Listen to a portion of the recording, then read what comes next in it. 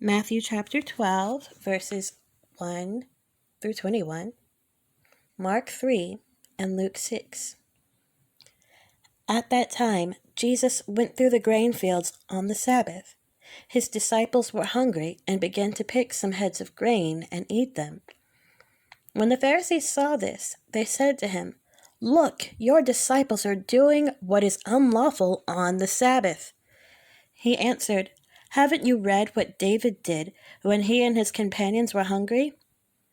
He entered the house of God, and he and his companions ate the consecrated bread, which was not lawful for them to do, but only for the priests. Or haven't you read in the law that the priests on Sabbath duty in the temple desecrate the Sabbath and yet are innocent? I tell you that something greater than the temple is here.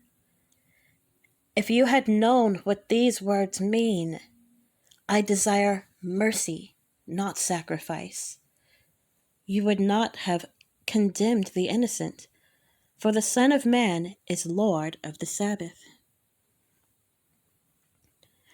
Going on from that place, he went into their synagogue, and a man with a shriveled hand was there. Looking for a reason to bring charges against Jesus, they asked him, "Is it lawful to heal on the Sabbath?" He said to them, "If any of you has a sheep, and it falls into a pit on the Sabbath, will you not take hold of it and lift it out? How much more valuable is a person than a sheep? Therefore it is lawful to do good on the Sabbath." Then he said to the man, "Stretch out your hand." So he stretched it out, and it was completely restored, just as sound as the other. But the Pharisees went out and plotted how they might kill Jesus. Aware of this, Jesus withdrew from that place. A large crowd followed him, and he healed all who were ill. He warned them not to tell others about him.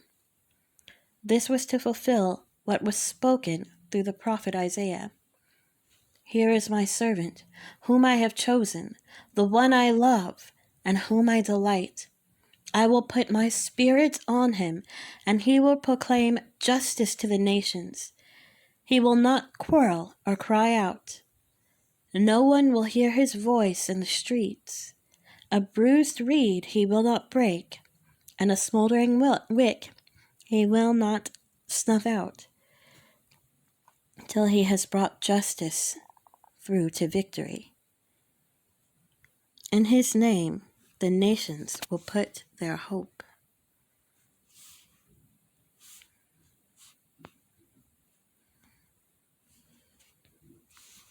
Mark 3.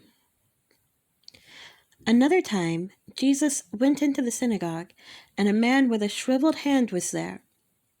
Some of them were looking for a reason to accuse Jesus, so they watched him closely to see if he would heal him on the Sabbath. Jesus said to the man with the shriveled hand, "Stand up in front of everyone." Then Jesus asked them, "Which is lawful on the Sabbath, to do good or to do evil, to save life or to kill?" But they remained silent. He looked around at them in anger and, deeply distressed at their stubborn hearts, said to the man, "Stretch out your hand." He stretched it out, and his hand was completely restored. Then the Pharisees went out and began to plot with the Herodians how they might kill Jesus. Jesus withdrew with his disciples to the lake, and a large crowd from Galilee followed. When they heard about all he was doing, many people came to him from Judea, Jerusalem, Idumea, and the regions across the Jordan, and around Tyre and Sidon. Because of the crowd, he told his disciples to have a small boat ready for him, to keep the people from crowding him, for he had healed many, so that those with diseases were pushing forward to touch him. Whenever the impure spirits saw him, they fell down before him and cried out, "You are the Son of God!" but he gave them strict orders not to tell others about him. Jesus went up on a mountainside and called to him those he wanted, and they came to him. He appointed 12, that they might be with him, and that he might send them out to preach, and to have authority to drive out demons. These are the 12 he appointed: Simon, to whom he gave the name Peter; James, son of Zebedee, and his brother John. To them he gave the name Boanerges, which means sons of thunder;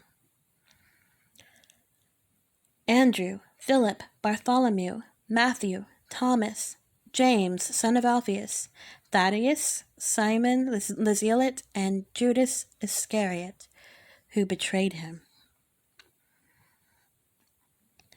Then Jesus entered a house, and again a crowd gathered, so that he and his disciples were not even able to eat. When his family heard about this, they went to take charge of him, for they said, "He is out of his mind." And the teachers of the law who came down from Jerusalem said, "He is possessed by Beelzebul. By the prince of demons he is driving out demons." So Jesus called them over to him and began to speak to them in parables. "How can Satan drive out Satan? If a kingdom is divided against itself, that kingdom cannot stand. If a house is divided against itself, the house cannot stand. And if Satan opposes himself and is divided, he cannot stand. His end has come. In fact, no one can enter a strong man's house without first tying him up. Then he can plunder the strong man's house. Truly, I tell you, people can be forgiven all their sins and every slander they utter. But whoever blasphemes against the Holy Spirit will never be forgiven. They are guilty of an eternal sin."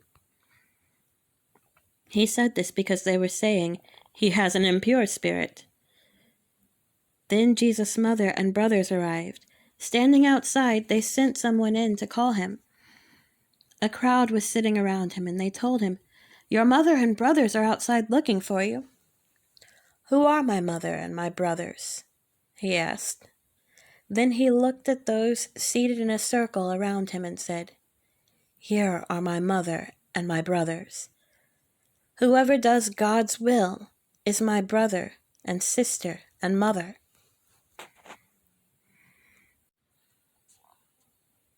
Luke 6. One Sabbath, Jesus was going through the grain fields, and his disciples began to pick some heads of grain, rub them in their hands, and eat the kernels. Some of the Pharisees asked, "Why are you doing what is unlawful on the Sabbath?" Jesus answered them, "Have you never read what David did when he and his companions were hungry? He entered the house of God, and taking the consecrated bread, he ate what is lawful only for priests to eat. And he also gave some to his companions. Then Jesus said to them, 'The Son of Man is Lord of the Sabbath.'" On another Sabbath, he went into the synagogue and was teaching, and a man was there whose right hand was shriveled.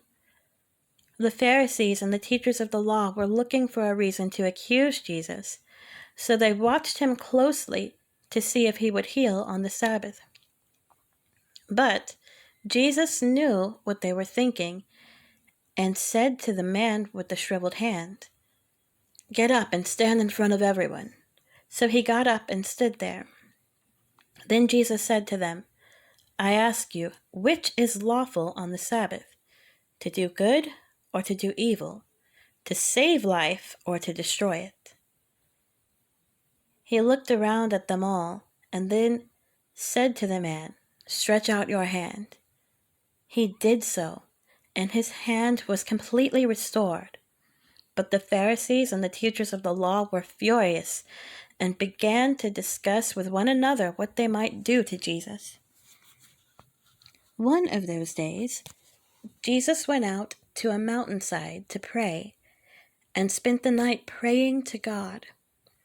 When morning came, he called his disciples to him and chose 12 of them, whom he also designated apostles: Simon, whom he named Peter, his brother Andrew, James, John, Philip, Bartholomew, Matthew, Thomas, James son of Alphaeus, Simon, who was called the Zealot, Judas son of James, and Judas Iscariot, who became a traitor.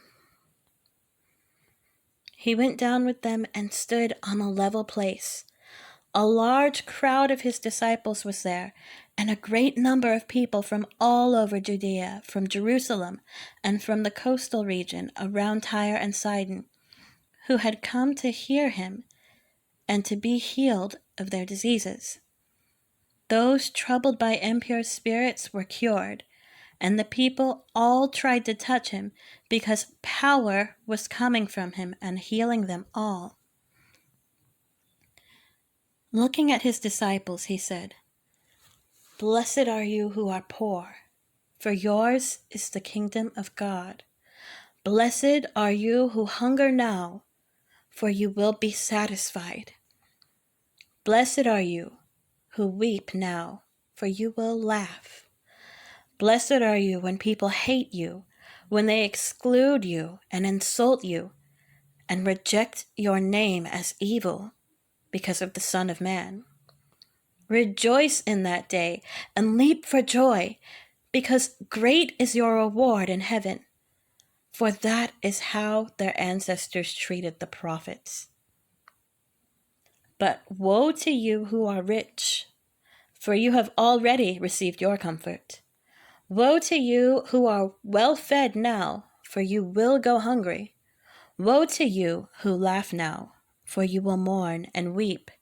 Woe to you when everyone speaks well of you, for that is how their ancestors treated the false prophets. But to you who are listening, I say, love your enemies. Do good to those who hate you. Bless those who curse you. Pray for those who mistreat you.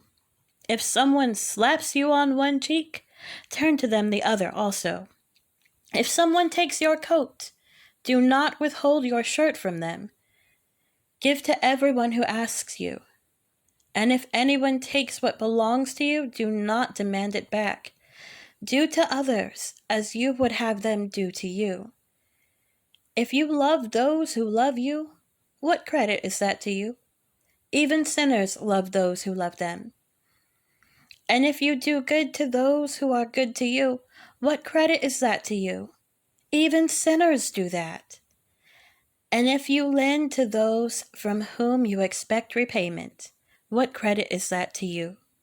Even sinners lend to sinners, expecting to be repaid in full.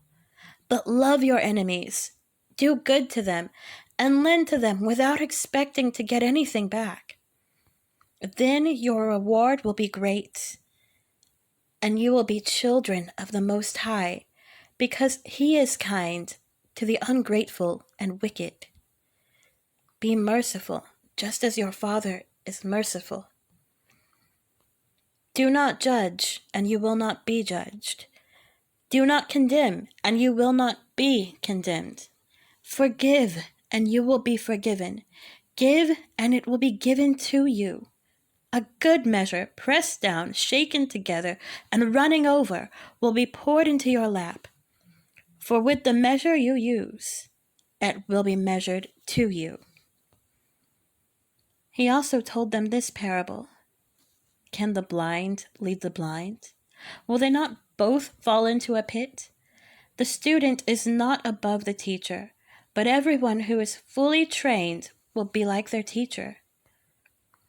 Why do you look at the speck of sawdust in your brother's eye and pay no attention to the plank in your own eye? How can you say to your brother, "Brother, let me take the speck out of your eye," when you yourself fail to see the plank in your own eye? You hypocrite! First take the plank out of your eye, and then you will see clearly to remove the speck from your brother's eye. No good tree bears bad fruit, nor does a bad tree bear good fruit. Each tree is recognized by its own fruit. People do not pick figs from thorn bushes, or grapes from briars. A good man brings good things out of the good stored up in his heart, and an evil man brings evil things out of the evil stored up in his heart. For the mouth speaks what the heart is full of. Why do you call me Lord, Lord, and do not do what I say? As for everyone who comes to me and hears my words and puts them into practice, I will show you what they are like. They are like a man building a house who dug down deep and laid the foundation on rock. When a flood came, the torrent struck that house, but could not shake it because it was well built. But the one who hears my words and does not put them into practice is like a man who built a house on the ground without a foundation. The moment the torrent struck that house, it collapsed, and its destruction was complete.